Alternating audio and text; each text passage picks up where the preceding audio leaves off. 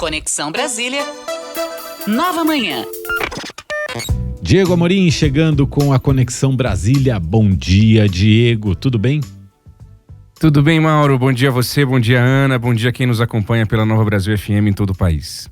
Diego está com um convidado lá no estúdio e também tem um assunto, vai retomar um assunto que a gente abordou ontem sobre a questão de mudanças, né, dos atritos que tem havido entre Legislativo e Supremo Tribunal Federal. Manda ver, Diego. É isso aí, Mauro. Eu começo desejando um ótimo dia, as boas-vindas ao nosso Roberto Freire, que está aqui nos estúdios da Nova Brasil FM em Brasília. Bem-vindo, Freire, bom dia. Bom dia, Diego, bom dia, Mauro, bom dia, Ana. Bom dia. É um prazer, é a primeira vez que eu venho aqui. Coisa boa. Embora tenha acompanhado Nova Brasil, tinha conversado com o Diego, que é um dos que eu acompanho por conta da música brasileira. É isso aí, isso aí. Seja sempre bem-vindo, Freire. Eu gosto. Coisa boa. Difícil alguém que não goste, viu, Freire, da Nova Brasil. Música. Roberto Freire, que foi deputado estadual, deputado federal por muitos anos, senador, ministro da Cultura de Michel Temer, esteve à frente do Partido Cidadania, antigo PPS, durante 31 anos. No mês passado deixou essa função e está hoje aqui ao vivo conosco para a gente conversar um pouquinho sobre o cenário político local. Freire, como o Mauro adiantou, a gente vai começar falando sobre esse novo embate, se é que dá para chamar assim, entre o Congresso Nacional e o STF. Cresceu aí nos últimos dias uma pressão a favor daquela proposta que não é nova de se estabelecer mandato fixo para ministros do STF. Hoje os ministros ficam ali até os 75 anos naquela aposentadoria compulsória. Ontem nós tivemos uma reação pública até de um dos integrantes do STF, o ministro Gilmar Mendes, que publicou um tweet demonstrando a insatisfação dele em relação a esse tema. E antes de ouvi-lo, Freire, a gente tem também um áudio do senador Vanderlan Cardoso, do PSD de Goiás, sobre esse assunto, que a gente vai ouvir agora. De acordo com a Constituição Federal, os três poderes eles são independentes. Então, quando a gente vê um poder tomando decisões que cabem a um outro poder, precisamos retornar ao equilíbrio que prega a nossa própria Constituição. Nesse sentido, voltou a ganhar força entre os senadores a ideia de instituir um mandato para os ministros do STF. A alternância deve ser saudável, não apenas no Legislativo e no Executivo. O próprio ministro Flávio Dino, quando era deputado, ele apresentou um projeto nesse sentido, que acabou arquivado. Acredito que o Senado deve, com serenidade, debater a ideia de se estabelecer um mandato para os ministros do Supremo. Freire, esses parlamentares dizem que o STF está legislando. Já dentro do STF se diz que os assuntos são constitucionais e que não há coisa alguma nesse sentido. O senhor tem lado nesse embate? Olha, os dois lados têm razão. Por quê? Porque o Supremo Tribunal Federal não é que deixe de fazer e ter um certo ativismo. Eu diria até que o Luiz Roberto Barroso, ministro, ele, quando advogado, ele tinha e participava de movimentos de um certo ativismo que o legislativo, que o judiciário tem que ter. Inclusive no seu discurso de posse, ele diz alguma coisa disso, né? E o Supremo, é evidente, quando tem última palavra sobre a Constituição, ele está interferindo na política nacional, é evidente. Não adianta fugir. É natural disso. É natural. É da sua competência. Eu diria até mais. Eu fui constituinte, então alguma dessas coisas eu me recordo. Nós criamos um próprio mandato de injunção, que é uma intervenção do judiciário quando o legislativo não exerce sua função legislativa, ou seja, deixa vácuos e vazios do ponto de vista de regulamentações. Então, há um mandato de injunção, isso foi uma criação, inclusive, constitucional do ordenamento brasileiro, portanto, nada estranho isso. O que é estranho é o Supremo reagir a uma definição de mandato de ministro. Isso depende do legislativo, como dependia de nós, constituinte. Eu aqui me lembro, porque isso aí eu tive participação ativa, que eu apresentei uma emenda, líder do PCB, na Constituinte, eu apresentei a emenda, nós queríamos criar uma Corte Constitucional, não Supremo Tribunal, mas uma corte constitucional para exatamente retirar, por exemplo, o Supremo está julgando questões que têm que ser da justiça comum e ordinária. Sim. Não se pode transformar o Supremo em aplicador de leis penais. Isso, evidentemente, é uma distorção. O Supremo não é para isso. Nós estamos aí com 200 processos penais de crime contra o Estado de Direito, mas, de qualquer forma, isso caberia a uma justiça comum. Não competência do Supremo. Mas há várias distorções nisso. Então, essa discussão nós tivemos na Constituinte, fomos derrotados, é óbvio. Nós não temos o mandato. Mas foi uma excelente discussão. O lobby do judiciário se fez presente, não queria, mas era algo que retoma. Por quê?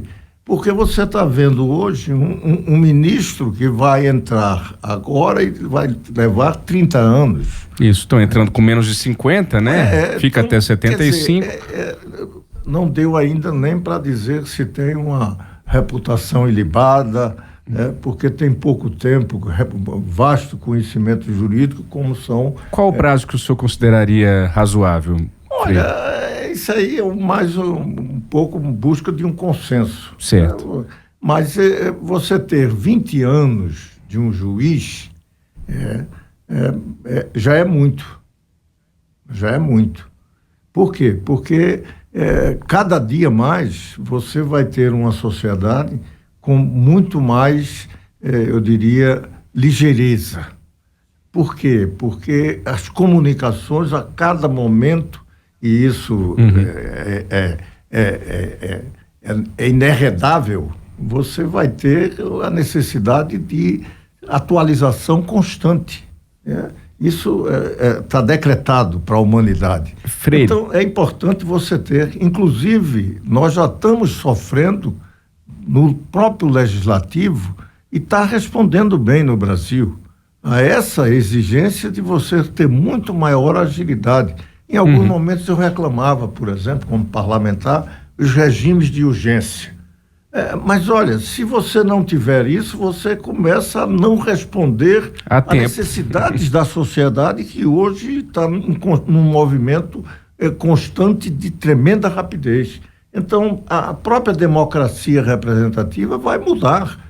Plenário já está mudando, plenário físico. Você hoje tem plenário virtual. Então, isso também no judiciário. Sim. Então, toda essa realidade demonstra que é necessário você ter essa discussão. Equivocou-se o ministro Gilmar Mendes, que evidentemente não é intromissão alguma, isso é competência do legislativo, é tão poder quanto o judiciário, e pode definir, e coisa que o judiciário não pode, definir o que é o poder judiciário no país. Nós fizemos isso na Constituinte e o Congresso ordinário pode continuar fazendo. Ainda nesse assunto, Freire, o senhor deixa claro na sua fala para o nosso ouvinte que esse assunto não é novo, é uma discussão antiga. Claro. A gente viu essa semana o próprio presidente do Congresso, o Senado Federal, Rodrigo Pacheco, tocando nesse assunto, vários senadores se manifestando publicamente.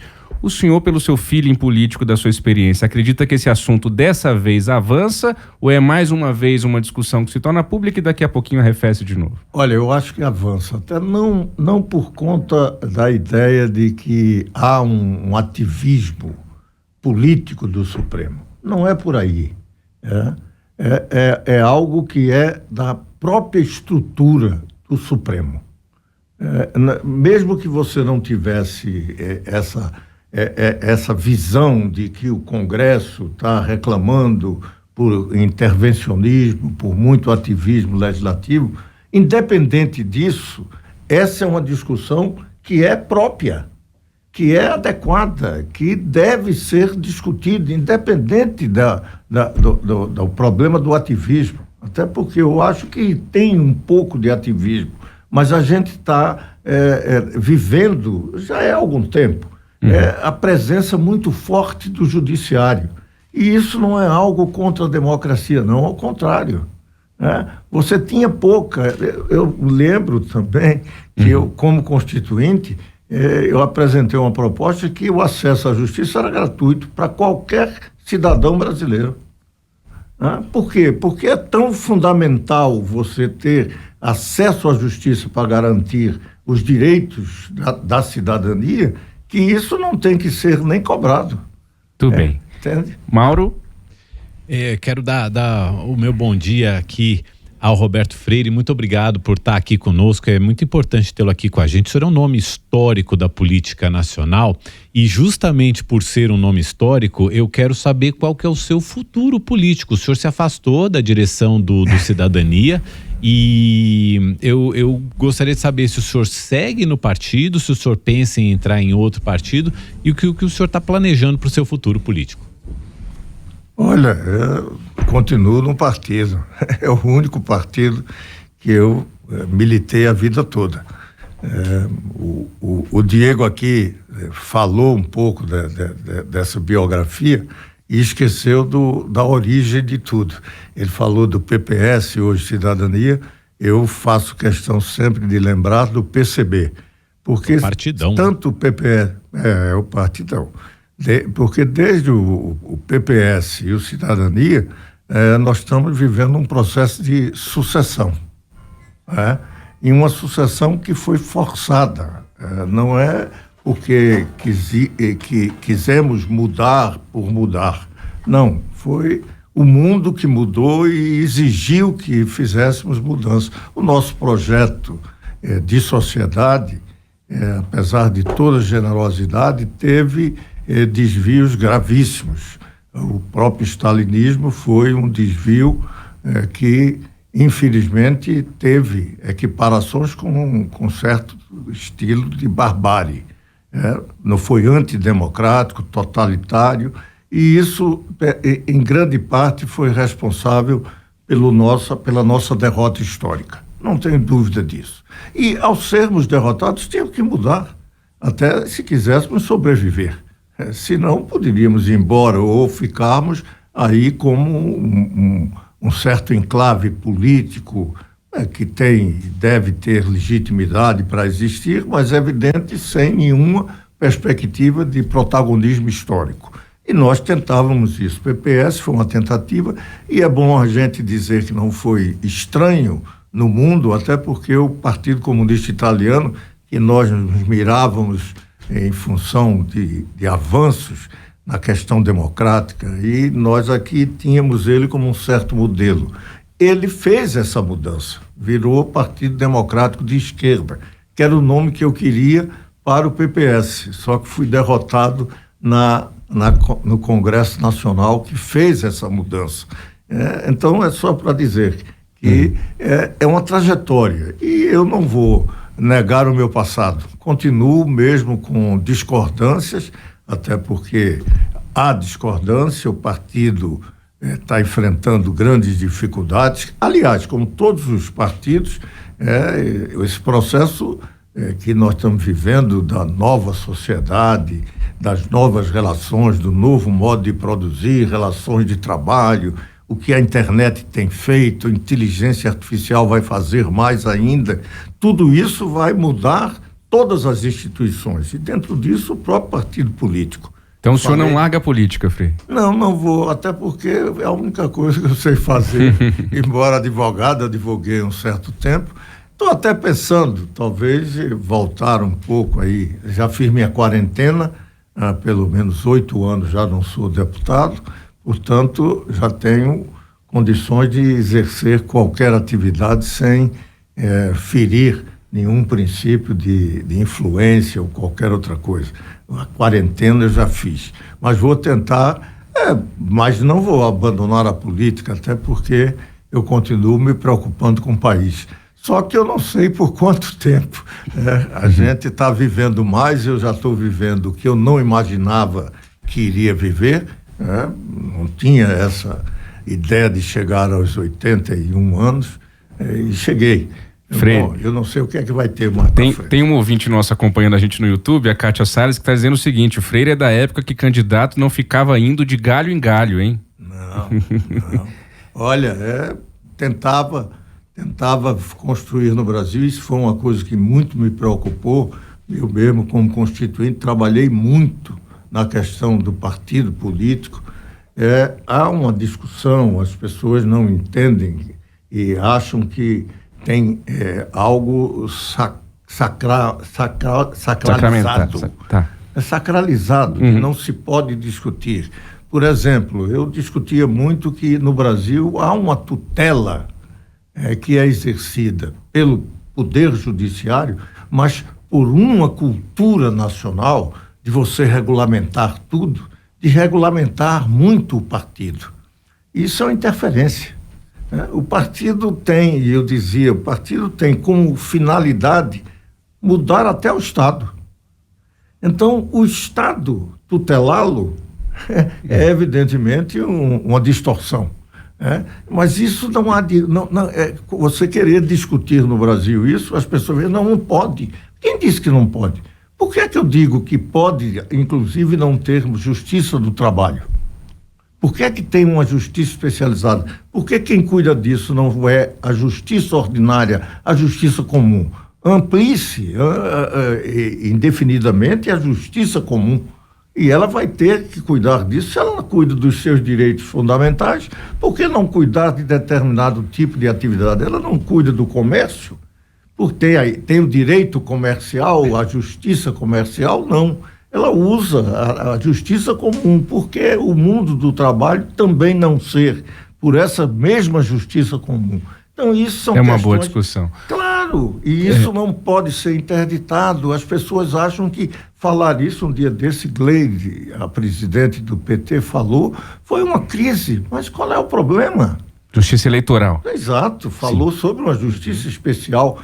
Por que esse tipo de justiça especial? A cultura brasileira criou, pode ter aspectos tremendamente positivos, mas tem aspectos negativos e que pode ser discutido e deve ser discutido. Não tem que isso quando eu digo, isso não é dogma de igreja, por favor. Até uma das coisas que o Brasil precisa ter muito presente é que precisa afirmar muito a República Laica, que a gente fez na Constituinte, discutiu-se muito sobre isso e infelizmente isso está sendo perdido porque a interferência, a participação da religião na política é algo até muito perigoso para o futuro de qualquer nação. Freire, o nosso tempo é curto, mas o senhor volta em outra oportunidade para a gente continuar conversando sobre assuntos tão relevantes, mas eu quero te agradecer imensamente pela presença aqui. Queria uma última pergunta para finalizar mesmo, bem rapidinho, por favor, Freire, que nosso tempo já estourou. A esquerda brasileira precisa se modernizar, o senhor é muito alvo de ataques da esquerda. Mas eu hoje estou muito até esperançoso. Tá. Eu acho que nós do PCB fomos prematuros, mas hoje na América Latina, que é um dos lugares onde você tem uma esquerda muito dogmática e prisioneira do passado, você começa a ter sinais muito positivos. O Gabriel Boric, no Chile. do Chile, por exemplo, é essa esquerda que está antenada com o futuro. Eu chamo contemporâneos do futuro como nós fomos. É uma tarefa que não é fácil, leva muita crítica, mas é necessário fazer. Todos que pretendem ter e construir sociedade mais justa não podem ficar olhando para o passado, não. Tem que olhar para o futuro. Freire, muito obrigado. Até uma próxima. Obrigado aí. Um abraço a Mauro e a Ana. Mauro. Roberto Freire, muito obrigado por estar aqui com a gente. Volte sempre ao Nova Manhã. Obrigado também ao Diego Amorim.